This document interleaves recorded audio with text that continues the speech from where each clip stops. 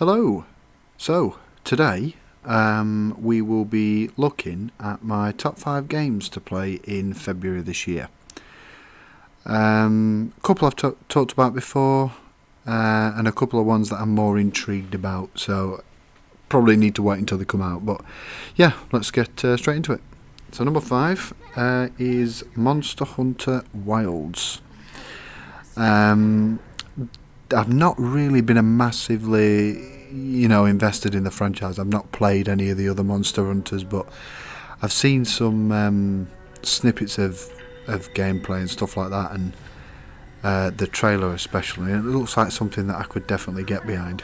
I believe it comes out on the 28th of this month, so probably more stumble into March really, but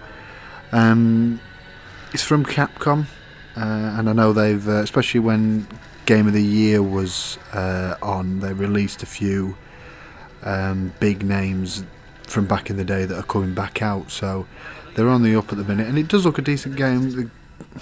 I'd argue that the graphics don't look too great, but I don't know whether this is me, but I don't think Capcom games necessarily are mainly focused on graphics. They're more probably gameplay based. So, but it does look good.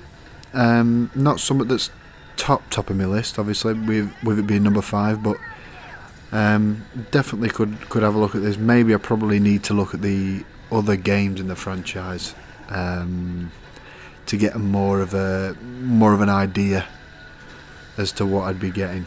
Because it's probably going to cost 60-70 quid this, so it's a maybe at the minute, but I am intrigued to see it. It does look a good game, but yeah. So on to number 4. So Kingdom Come Deliverance 2. This is a game I've seen banding around Twitter and stuff like that, and obviously TikTok, etc. It does look my type of game, to be fair. It's by the looks of things a big open world game. To me, not playing the first one, it looks similar to like a Skyrim. I could be completely wrong on that, but that sort of ilk of game. From what I've seen, there may be multiple characters you can choose to play as. This one looks like in the trailer it looks like it's predominantly this Henry bloke here. So maybe he's the main protagonist, but this is another one where it looks a good game. The actual, fighting gameplay that I've seen looks, it looks challenging, to say the least, which you get some games and it's just massively easy, and it's just not a very challenging experience. This looks like it's more to think about, if you know what I mean. And graphically, it doesn't look too bad. I know some people have been saying that when you're probably in the game, it doesn't look as great as some of the PS5 games out nowadays. But yeah, this one came out, I believe, on the 4th, so it is out now. And it's definitely one that I'm going to be looking at. I'm going to probably have a little bit more of a research maybe into watching other people play them, etc., and just getting a judgment on whether it'd be my type of game. But definitely looks like something that I could play. But yeah, moving on to number 3. So, Stanley Parable. This one I think it's just recently become free on the PlayStation Store, so this is why I've got this one in there. I've got a couple of bits of gameplay from what I played yesterday, and yeah, it just seems it just seems a very easy game to play. If you want to kill an hour, chuck this in. There don't seem to be long endings to the game. I played one yesterday. Don't know whether it was this one. It might have been this one, but it was like 18 minutes for the complete game.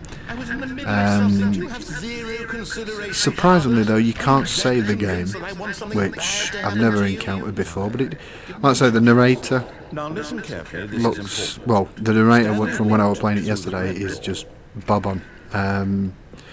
Very funny. Oh, thank God you are willing to listen to me. It's baffling to me how many like paths you can go down on this game. Even so, when you load the game up, you basically talk to this thing in your computer or whatever, and it asks you questions and stuff, and then it says, come back next time, and then you restart your game again and you continue the conversation where you left off, which is just baffling to me. But yeah, just as a bit of a time killer, this one's, from what I've played so far, a very good game. So I know it's been out a while, but it's someone that I've never played, and yeah, looks a bit of fun. On to number 2. So, High on Life, from the people that made Rick and Morty. Now, I really love Rick and Morty as a television programme, and the fact that they brought their humour into a game. I've always wanted to play it. I believe it's been, well, I think it was originally released as an Xbox exclusive. This has just also come on the PlayStation Store as of yesterday. I think it was the February monthly games. So it's definitely one that I've looked forward to playing for a while, and I know it's not a massive game. I don't think, maybe 8 to 10 hours, 15 hours at most, I think, which is just one you can just quickly get off your to-do list, really. But for a free game, you know, especially with it being it was an Xbox exclusive, especially with the news this week that PlayStation have acquired, well, as far as I've seen, Forza Horizon 5 and Halo franchise, which, you know, doesn't bode well for people on Xbox. And luckily I'm on PlayStation, so it's not so bad for me. But as an Xbox user, it doesn't look great at the minute, and this is another one that's come over. So hopefully this one is a fun playthrough, and it will be on the channel. This one, I'm hopefully recording some stuff tomorrow. So on to number 1. Now, I've just chucked this one in there. Ever since the news got released that they were bringing another one out, this is been on my wish list as soon as it came out. Love PGA 2K23, especially playing it with some lads and stuff, and it's just hours of just, it might seem monotonous and stuff, but it's just, you know, you can just chill out on it, and obviously the new swing technology, should I say, that they brought into it, this Evo swing, it should be a bit more challenging. Graphically, it looks 10 times better than 2K23. I've seen a lot of people online saying it just looks the same game, but you only need to look at the trailer and look at it and just think, well, they're worlds apart. Believe this is solely a next gen game as well, so I don't think you can get it on PS4. I could be wrong on that, but I'm pretty sure that that's correct. But yeah, releases 28th of February again. And yeah, this is another one, ranked play, career mode. I'll definitely be uploading onto the channel. So all in all, looks like a very good month for February. Decent games, and obviously we're still playing Marvel Rivals as well, still trying to grind that one out. But yeah, plenty of games to play in February, and I'm looking forward to getting through them all. If you've got any, if you've got any games that you think might look good and I can maybe have a look at, let us know in the comments below. Always open to suggestions. But yeah, this one, number 1 on my list, because I've played many an hour on 2K23, so yeah.